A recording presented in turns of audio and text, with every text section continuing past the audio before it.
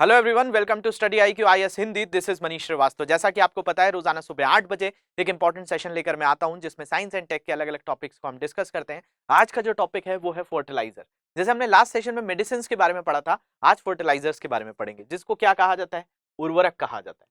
अब उर्वरक या फर्टिलाइजर्स का मतलब क्या होता है? तो बेसिकली ये एक ऐसा पदार्थ है, जब आप इसको मिट्टी में मिलाएंगे तो जो फसल होगी वो अच्छी होगी। मतलब फूड्स की प्रोडक्शन को बढ़ाने के लिए, खाद्यान्न सुरक्षा के लिए फर्टिलाइजर्स का प्रयोग किया जाता है। तो हम लोग भोजन तो करते ही हैं, और भोजन में एक बहुत महत्वपूर्ण चीज हो जाती है ये फसलें। और फसलों को अच्छा उगाने के लिए हम क्या इस्तेमाल करते हैं? फर्टिलाइजर्स का इस्तेमाल करते हैं, उर्वरक का इस्तेमाल करते हैं। तो हम उन्हीं उर्वरक के बारे में आज बात कर रहे हैं। लेकिन लास्ट सेशन जो मेडिसिन पढ़ाए थे उसके पहले कुछ क्वेश्चंस डील कर लेते हैं, उसके बाद इसको बहुत अच्छे से पढ़ेंगे कि भाई कैसे फर्टिलाइजर्स होते हैं, उर्वरक किस प्रकार के होते हैं, क्या जरूरत होती है, कोई भी फसल उगाने में क्या क्या हमें न्यूट्रिशन पोषण देने पड़ते हैं, उन्हीं के बारे में डिस्कस होगा। शुरू करने से पहले कोई भी तरह के डाउट्स हैं आपको, इन सोशल मीडिया हैंडल पे मुझसे जुड़ सकते हैं। इस लेक्चर की पीडीएफ इस टेलीग्राम ग्रुप से आप डाउनलोड करेंगे। तो देखते हैं, कुछ क्वेश्चंस मैंने आपको पहले सेशन में दिए हुए थे, जो मेडिसिन मैंने आपको पढ़ाया हुआ था। तो मेडिसिन जो औषधियां थी, उनसे कुछ क्वेश्चंस फ्रेम हुए थे, आप लोगों ने आंसर्स किए थे, उसी के जो है सॉल्यूशंस ढूंढते हैं कि what is the purpose of most medications. सबसे अधिक दवाओं का उद्देश्य क्या होता है? मतलब कोई भी दवाई दी जाती है तो उसका उद्देश्य होता है, कोई ना कोई ऑब्जेक्टिव होता है। टू क्योर अ डिजीज और कंडीशन, एक रोग या स्थिति का इलाज करना। टू प्रिवेंट अ डिजीज और कंडीशन, एक रोग या स्थिति को रोकना। To elevate symptoms of a disease और कंडीशन, एक रोग या स्थिति के लक्षणों को हल करना। तो मैंने आपको बताया था भाई, मेडिसिन का काम ही होता है किसी चीज से निदान करना, किसी चीज का निवारण करना, किसी चीज को जो है रोकना। मतलब क्योर भी करती है, प्रिवेंट भी करती है। तो ये सारी चीजें जो हैं एक मेडिकेशंस के काम हो सकते हैं। तो यहाँ पर आंसर क्या हो जाएगा आपका? All of the above. मतलब ऊपर दिए गए सभी जो है वो किसी भी दवाओं का उद्देश्य होता है। बढ़ते हैं अगले क्वेश्चन की तरफ। What is the common side effect of some medication? आपने सुना होगा कई दवाइयों के साइड इफेक्ट्स हो जाते हैं। तो भाई कुछ दवाओं का एक सामान्य दुष्प्रभाव क्या होता है? क्या क्या होने लगता है जब साइड इफेक्ट्स होता है? डिजीनेस, मतलब चक्कर से आते हैं। ड्राई माउथ, मुंह सूखने लगता है। नोजिया, उल्टी जैसा लगने लगता है, उलझन टाइप की लगती है, या ऑल ऑफ द अबव। तो ये जो है बहुत ही सिंपल सा है कि भाई यही सारे साइड इफेक्ट्स होते हैं किसी भी मेडिसिन के। तो इसके बाद यहां पर देखिए, ये ऊपर दिए गए सभी, ये दोनों ही क्वेश्चन के आंसर यही हो जाएंगे, ऑल ऑफ द अबव। तो इसका भी आंसर होगा डी ऑप्शन। इसके अलावा अगर हम बात करें, how should you store most medication, आपको अधिकांश दवाओं को कैसे स्टोर करके रखना चाहिए या संरक्षित करके रखना चाहिए? इन अ सनी वार्म लोकेशन, एक धूप गर्म स्थान पे तो बिल्कुल नहीं, उससे तो जो दवाई है वो केमिकल रिएक्ट करेगी और जो उसका काम है वो नहीं करेगी। इन अ डार्क ह्यूमिड एनवायरनमेंट, तो नम वातावरण में भी नहीं रखा जाता है, रेफ्रिजरेटर्स में भी नहीं रखा जाता है। कहाँ रखा होता है? तो हर मेडिसिन के ऊपर लिखा रहता है कि इन अ कूल ड्राई प्लेस, को ठंडी और ऐसी जगह जहां पर नमी ना हो, धूप ना हो, ऐसी जगह पे रखना चाहिए। तो यही एक जो है उसके साथ गाइडलाइंस होते हैं। तो ये तो बात हो गई मेडिसिन की। हम बढ़ते हैं अब हमारा टॉपिक की तरफ, जिसका नाम है फर्टिलाइजर या उर्वरक। तो उर्वरक को बात करें तो उर्वरक किसके लिए आपके लिए जरूरी है? तो उर्वरक की बात करें तो उर्वरक जो है वो आपका जरूरी हो जाता है फसलों के लिए।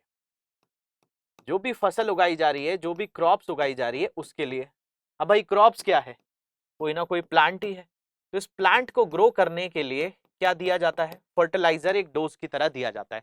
जैसे कि हमें भी कई तरह के डोज दिए जाते हैं, हम कुछ न्यूट्रिशन वाली चीजें लेते हैं, विटामिन लेते हैं, कार्बोहाइड्रेट लेते हैं, प्रोटीन लेते हैं। ऐसी मिट्टी को देना, क्योंकि मिट्टी पे ही तो फसल उगेगी। तो फसली पादपों के पर्याप्त विकास हेतु आवश्यक पोषक तत्वों को कृत्रिम रूप से उपलब्ध कराने वाले पदार्थ उर्वरक कहलाते हैं। मतलब ये नेचुरली नहीं प्रोवाइड किए जा रहे हैं, ये कैसे करवाए जा रहे हैं? कृत्रिम रूप से दिए जा रहे हैं। The substance which artificially provide essential nutrition for the adequate growth of crop plants are called fertilizers। तो मतलब फर्टिलाइजर वो पदार्थ हो गया, वो उर्वरक वो चीज हो गई जो आप क्या दे रहे हैं? कृत्रिम तौर पर दे रहे हैं, ताकि जो भी फसल उगे वो अच्छे से ग्रो कर पाए, अच्छे से फसल दे पाए। तो उसके लिए हमारे पास एक साधन है जिसको उर्वरक या फर्टिलाइजर्स कहा जाता है। अगर हम बात करें तो इसका जो है, इसकी आवश्यकता क्यों है? तो भाई पादपों की वृद्धि के लिए। कोई भी प्लांट को इसेंशियल न्यूट्रिशन चाहिए होते हैं प्लांट ग्रोथ के लिए, तो इसमें बहुत सारी चीजें चाहिए होती हैं। लेकिन अगर हम बात करें, जैसे कार्बन है, हाइड्रोजन है, ऑक्सीजन है, ये ऐसे पदार्थ हैं जो पेड़ को पानी देने से और मिट्टी से आसानी से मिल जाते हैं। मतलब सॉइल ये दे देती है। लेकिन बाकी चीजें थोड़ी दे सकता है। पानी में तो H2O है, हाइड्रोजन ऑक्सीजन है, हमारी मिट्टी में कार्बन के कई तत्व होते हैं, तो भाई ये भी मिल सकता है, लेकिन आपको बाकी पदार्थ भी देने होते हैं। मतलब बहुत सारे पदार्थ जो हैं किसी भी प्लांट को ग्रो करने के लिए, मतलब पादपों की वृद्धि के लिए कुछ आवश्यक पोषक तत्व चाहिए होते हैं, यही फर्टिलाइजर्स में मिलाए जाते हैं। कौन कौन से तत्व होते हैं उनको समझ लेते हैं। तो पादपों की गुणवत्ता पूर्वक एवं अबाध वृद्धि हेतु 16 पोषक तत्वों की पूर्ति होना आवश्यक होती है। अब यहाँ पे तो मैंने बताई सिर्फ 3 है, ये 3 तो आसानी से पानी से मिल गए, मिट्टी से मिल गए, लेकिन आपके 13 बचे। उन 13 को ही देने के लिए हमने किस चीज को बना दिया, हमने आर्टिफिशियली तौर पर फर्टिलाइजर्स बना दिए। तो for the quality and the uninterrupted growth of the plants it is necessary to supply 16 nutrition. तो इसमें अगर हम बात करें तो हाइड्रोजन हो गया, कार्बन हो गया, ऑक्सीजन हो गया, लेकिन ये 3 मैंने आपको बताया क्या है, ये तो आपको पानी से मिल जाएंगे और सॉइल से मिल जाएंगे, मतलब मिट्टी से और इनसे मिल जाते हैं। लेकिन मैग्नीज चाहिए, नाइट्रोजन चाहिए, कैल्शियम चाहिए, फास्फोरस चाहिए, पोटेशियम चाहिए, zinc, magnesium, sulphur, iron, copper, boron और जो मोलिबेंडियम और क्लोरीन, हाइड्रोजन, ये सारे तत्व चाहिए होते हैं, लेकिन ये आसानी से मिल जाते हैं। तो जो बचे हुए तत्व हैं इतने सारे, इनके लिए आपने क्या डिजाइन किया है, तो फर्टिलाइजर्स को डिजाइन किया हुआ है। तो ये फर्टिलाइजर अलग अलग प्रकार के हो सकते हैं। ये नेचुरल फर्टिलाइजर्स भी हो सकते हैं, जिनको ऑर्गेनिक बोल सकते हैं, या इनऑर्गेनिक प्रकार के होते हैं। इनऑर्गेनिक मतलब केमिकल, या तो प्रकृति से ये तत्व मिल जाए, जैसे आपने देखा है कई बार खाद बना ली जाती है, गोबर से बना दी जाती है, या फल के जो छिलके होते हैं उनसे बना दी जाती है। तो ये सारे वेस्ट क्या हो गए, नेचुरल वेस्ट हो गए, उनसे भी बनाई जाती है फर्टिलाइजर्स। और कुछ होते हैं जो इनऑर्गेनिक मतलब केमिकल चीजों से बनाई जाती है। तो इसके आधार पर हम दो चीजों में बांट सकते हैं। तो यहाँ पर अगर हम बात करें तो कुछ ऐसी चीजें होती हैं जो ऑर्गेनिक होती हैं, जैविक उर्वरक होते हैं। जैविक उर्वरक जो आपकी ऐसी चीजों से मिलकर बनते हैं, मतलब जो जीवों के ही पदार्थ से, जैसे कोई फल का टुकड़ा हो गया, मतलब कोई सब्जी के वेस्ट हो गए, उन चीजों से जब मिलकर बनेगा तो वो आपका क्या हो जाएगा, ऑर्गेनिक फर्टिलाइजर हो जाएगा। तो जैविक उर्वरकों का निर्माण मुख्यतः पशुओं एवं मानवों द्वारा उत्सर्जित अपशिष्ट पदार्थ, गोबर, मलमूत्र, अपघटित जैव पदार्थ जैसे सब्जी फसलों के अपशिष्ट आदि से किया जाता है। जैविक उर्वरकों में हानिकारक रसायनों की अनुपस्थिति होती है, इसलिए ये पर्यावरणीय सुरक्षा एवं मानव स्वास्थ्य की दृष्टि से उत्तम उर्वरक माने जाते हैं। जो जैविक उर्वरक में हानिकारक रसायनों की अनुपस्थिति होती है, मतलब देखिए आपने सुना होगा organic crop, organic food, organic सब्जियां, ये महंगी क्यों आती हैं, क्योंकि इसमें हानिकारक केमिकल पदार्थ नहीं इस्तेमाल किए जाते हैं, इसलिए महंगी मिलती है, क्योंकि इसमें अनुपस्थिति रहती है किनकी, हानिकारक रसायनों की, तो इसलिए महंगे बिकते हैं। और ये जो है जैसे आप यहाँ पे फोटो में भी देख पा रहे हैं कि ये जो है पेड़ पौधों में डालकर उनकी जो है उपजाऊता बढ़ा दी जाती है, फर्टिलिटी को बढ़ा दिया जाता है। तो organic fertilisers are manufactured mainly from the waste material, dung, excreta, urine excreted by the animals and the humans, decomposed organic materials जैसे vegetables, crop waste, etc. और organic fertilizers have absence of harmful chemicals. That's why they are considered the best fertilizer from the point of view of environmental protection and human health. तो मानव के स्वास्थ्य के लिए और पर्यावरणीय नजरों से देखा जाए तो ये अच्छे ऑप्शन होते हैं। लेकिन कुछ ऐसी चीजें होती हैं जो हमें प्रकृति से नहीं मिल पाती, तो हम उनको क्या करते हैं, हम इनऑर्गेनिक फॉर्म में जो है इस्तेमाल करते हैं, जैसे यूरिया वगैरह आपने सुना हुआ है। तो वो क्या है, एक तरीके से अजैविक उर्वरक है, इनऑर्गेनिक फर्टिलाइजर हो जाता है। तो अजैविक अथवा रासायनिक उर्वरक विभिन्न प्रकार के रासायनिक यौगिकों, खनिजों आदियों के उपयोग से प्रयोगशाला में व्यवसायिक स्तर पर निर्मित किए जाते हैं, मतलब कमर्शियली तौर पर इनको बनाया जाता है। कहां पर ये बनाया जा रहा है, प्रयोगशालाओं में, रासायनिक यौगिकों से मिलकर। इसके अलावा रासायनिक उर्वरक जैविक उर्वरकों की उपेक्षा शीघ्रता से विघटित होते हैं, मतलब ये तेजी से काम करते हैं, ये जल्दी वाला काम जो होता है उसमें होता है, पादपों को पोषण प्रदान करते हैं और ये किसी एक अथवा एक से अधिक पोषक तत्वों से समृद्ध होते हैं। मान लिया जाए कोई आपने उर्वरक लिया तो उसमें कोई एक तत्व भी हो सकता है और उससे ज्यादा भी उसके अंतर्गत तत्व हो सकते हैं, इसलिए मृदा एवं फसल की आवश्यकता के अनुसार इनका प्रयोग किया जाता है। तो इनऑर्गेनिक को ही आप बोलेंगे क्या है, chemical fertilizers are manufactured on a commercial scale in laboratory using different types of chemical compounds, mineral etc. और chemical fertilizer decomposes faster, इसलिए जो है जो नॉर्मल इस तरह की हाइब्रिड क्रॉप्स आती हैं वो सस्ती होती हैं, लेकिन ऑर्गेनिक महंगी मिलती है क्योंकि जल्दी उगा देता है। तो decompose faster than organic fertilizer and provide nutrition to the plants and they are rich in one and more nutrition, मतलब एक से अधिक इनके अंतर्गत हो सकते हैं। therefore they are used according to the requirement of the soil and crop, तो जो भी फसल उगाई जा रही है, जो भी सॉइल है उसके अकॉर्डिंगली इसको मिलाया जाता है। अब देखिए इसके अंतर्गत बहुत सारे प्रकार होते हैं, कुछ अलग अलग प्रकारों पर नजर डालते हैं। कुछ नाइट्रोजन प्रकार के होते हैं, कुछ फॉस्फेटिक प्रकार के होते हैं, कुछ पोटेशियम प्रकार के होते हैं, कुछ तीनों के मिले हुए होते हैं। तो भाई जो टाइप्स हैं केमिकल फर्टिलाइजर्स के वो हम 4 तरीके से देख सकते हैं। तो रासायनिक उर्वरकों के प्रमुख प्रकार और उनका उपयोग निम्नवत है। तो यहाँ पर नाइट्रोजनस फर्टिलाइजर्स होते हैं, इसमें नाइट्रोजन का तत्व ज्यादा होता है। इसके अलावा फॉस्फेटिक होते हैं जिनमें फॉस्फोरस इस्तेमाल किया जाता है। इसके अलावा पोटेशियम होता है, तो ये पोटेशियम होते हैं, और एक होते हैं इन तीनों का मिक्सचर जिसको एनपीए उर्वरक या एनपीके फर्टिलाइजर्स कहा जाता है। तो एक एक करके देख लेते हैं। नाइट्रोजनस की बात कर लेते हैं। नाइट्रोजनस जो फर्टिलाइजर है, नाइट्रोजनी उर्वरक है, ये क्या करता है? तो इसमें कौन सा तत्व होगा? नाइट्रोजन तो होगा ही होगा। तो इसमें अगर हम बात करें तो नाइट्रोजनी उर्वरक, नाइट्रोजन फर्टिलाइजर, इन उर्वरकों का मुख्य संगठक तत्व नाइट्रोजन है। और हमें जो भी बॉडी में प्रोटीन चाहिए होता है, तो प्रोटीन का जो तत्व होता है कार्बन, हाइड्रोजन, ऑक्सीजन और नाइट्रोजन। तो भारतीय मिट्टी में नाइट्रोजन की कमी है, तो भाई वो किससे दूर होगी? वो दूर होगी आपकी नाइट्रोजन से, मतलब फर्टिलाइजर्स को मिलाकर। तो ये नाइट्रोजनस फर्टिलाइजर्स का बहुत ज्यादा इस्तेमाल किया जाता है। और ये जो है हमारे प्रोटीन के अंतर्गत भी नाइट्रोजन की आवश्यकता होती है। तो मिट्टी में अगर नाइट्रोजन होता है तो फसलों में जाने के बाद वो प्रोटीन जो क्रॉप्स होती है उनको जरूरत होती है। जो इनमें नाइट्रेट, NO3, अमोनिया, NH4 और अमोनियम नाइट्राइट पाया जाता है। तो ये नाइट्रोजनस फर्टिलाइजर्स की बात की जा रही है।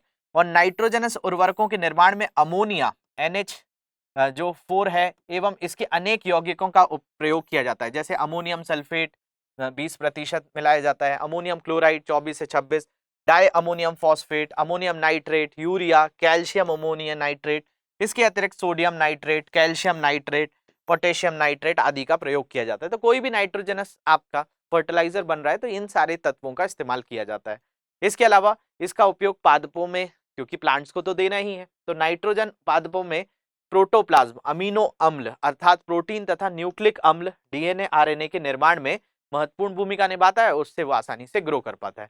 तो ये हमारी किसकी बात हो गई? नाइट्रोजनस फर्टिलाइजर्स की। तो नाइट्रोजनस फर्टिलाइजर्स में जो मेन कॉन्स्टिट्यूएंट है फर्टिलाइजर्स के, वो क्या है? नाइट्रोजन है। और इसमें नाइट्रेट, अमोनिया और अमोनियम नाइट्रेट होते हैं। Ammonia and many of its compounds are used in the manufacture of nitrogenous fertiliser. जैसे मैंने आपको बताया, इसमें अमोनियम सल्फेट इस्तेमाल किया जाता है, डाई अमोनियम फॉस्फेट इस्तेमाल किया जाता है, अमोनियम नाइट्रेट का होता है, कैल्शियम अमोनियम नाइट्रेट एक्सेट्रा। और apart from this sodium nitrate, calcium nitrate and potassium nitrate are also use. और ये कहाँ यूज कर रहे हैं? प्लांट्स में।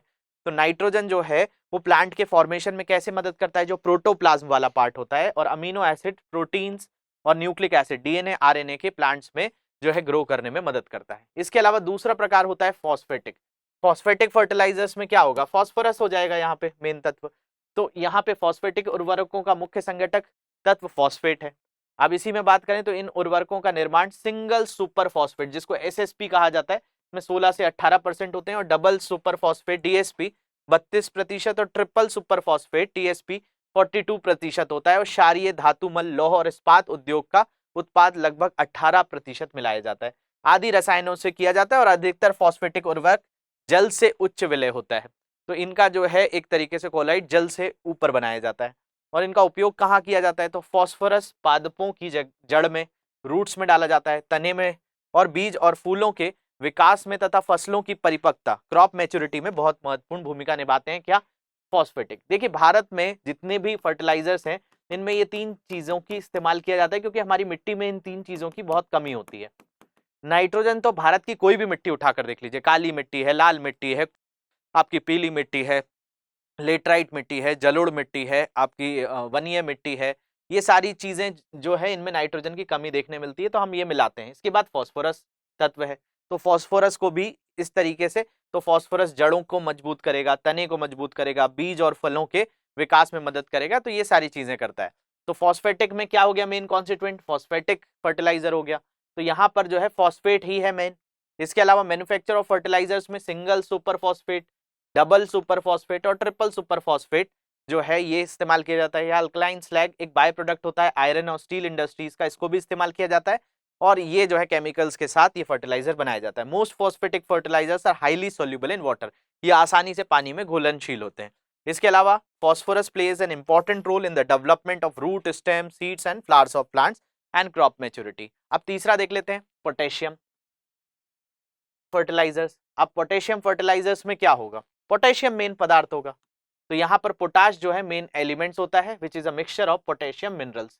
इसके अलावा अगर हम बात करें potassium chloride, potassium nitrate, potassium sulphate और पोटेशियम कार्बोनेट, ये मेजर जो है पोटेशियम फर्टिलाइजर्स के प्रकार होते हैं। इसके अलावा potassium regulates water loss in leaves and thus increasing the drought tolerance of plant.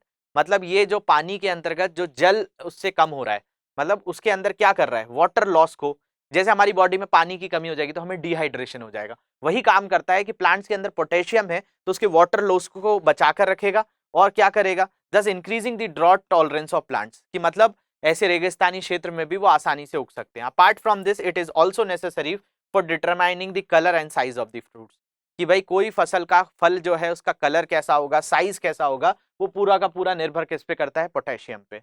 तो अगर हम पोटेशियम की बात करें तो पोटाश इन उर्वरकों का मुख्य मिश्रण होता है जो पोटेशियम खनिजों से मिलकर बनता है। इसमें potassium chloride, potassium nitrite, potassium sulphate और पोटेशियम कार्बोनेट प्रमुख पोटेशियम उर्वरक होते हैं। इसके अलावा पोटेशियम पत्तियों में होने वाले जल हानि को नियंत्रित करता है और इस प्रकार इस पादपों की सूखा सहन शक्ति जो कि ड्रॉट टॉलरेंस में वृद्धि करता है। इसके अतिरिक्त ये फलों के रंग और आकार को निर्धारण करने में भी आवश्यक कदम उठाता है। अब कुछ ऐसे होते हैं जो तीनों के मिक्सचर होते हैं जिनको आप एनपीके कह सकते हैं, जिसमें नाइट्रोजन भी है, फास्फोरस भी है और पोटेशियम भी है। तो एनपीके उर्वरक जो है पादपों की समुचित विकास हेतु आवश्यक तीनों सर्व प्रमुख पोषक तत्वों नाइट्रोजन, फास्फोरस और पोटेशियम का उचित अनुपात में मिश्रण होते हैं, इसलिए इन्हें यौगिक, कंपाउंड फर्टिलाइजर अथवा कंप्लीट फर्टिलाइजर्स कहा जाता है और इसमें 4:2:1 के रेशो में नाइट्रोजन, फास्फोरस और पोटेशियम को मिलाया जाता है। तो NPK fertilizers contain a mixture of all the 3 important nutritions, जिसमें नाइट्रोजन हो गया, फास्फोरस हो गया और पोटेशियम हो गया प्रॉपर प्रोपोर्शन में, जो कि कोई भी प्लांट्स को चाहिए होता है, मतलब एक कंप्लीट ग्रोथ के लिए। तो यहाँ पर जो है प्लांट्स जो है इनके लिए नेसेसरी प्रॉपर डेवलपमेंट के लिए एनपीके जरूरत होता है, hence they are called compound fertilizers या फिर कंप्लीट फर्टिलाइजर्स। तो इस तरीके से हमने 4 फर्टिलाइजर्स की बात की। तो यही सारे फर्टिलाइजर्स जो है मेनली डील होते हैं। तो होप आपको समझ में आया होगा। आज के कुछ क्वेश्चंस हैं फर्टिलाइजर्स से रिलेटेड, इनको देख लेते हैं। इनके आंसर जल्दी से कमेंट सेक्शन में आप करेंगे। Which of the following is not a way that a fertilizers can be applied to crops?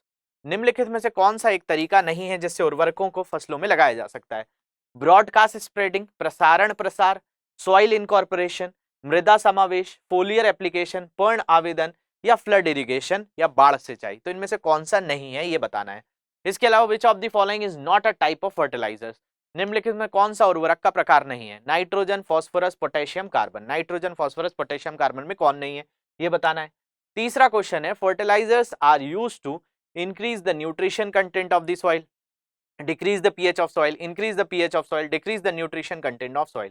उर्वरकों का प्रयोग किया जाता है मिट्टी में पोषक तत्वों की मात्रा को बढ़ाने के लिए, मिट्टी की पीएच को घटाने के लिए, मिट्टी का पीएच बढ़ाने के लिए या मिट्टी में पोषक तत्वों की मात्रा को कम करने के लिए। तो इनके आंसर्स आप आसानी से दे सकेंगे, कमेंट सेक्शन में इसके आंसर्स देंगे। इसके अलावा इसकी पीडीएफ इस टेलीग्राम ग्रुप से आप डाउनलोड करेंगे। और भी कोई डाउट्स आएंगे तो इन सोशल मीडिया हैंडल पे मुझसे पूछ सकते हैं। लेक्चर की पीडीएफ यहाँ पर मिल जाएगी, उसमें भी आप क्वेश्चन के आंसर्स दे सकते हैं, तो वहां से भी आंसर्स मैं आपको प्रोवाइड कर दूंगा। तो मिलते हैं नेक्स्ट सेशन में। और भी कोई तरह के डाउट्स होंगे तो कमेंट सेक्शन में मुझे आप जरूर बताएंगे। Thank you very much for watching this. Have a great day. Hindi में यूपीएससी की तैयारी से संबंधित प्रोग्राम्स को देखने के लिए सब्सक्राइब करें स्टडी IQ IAS हिंदी।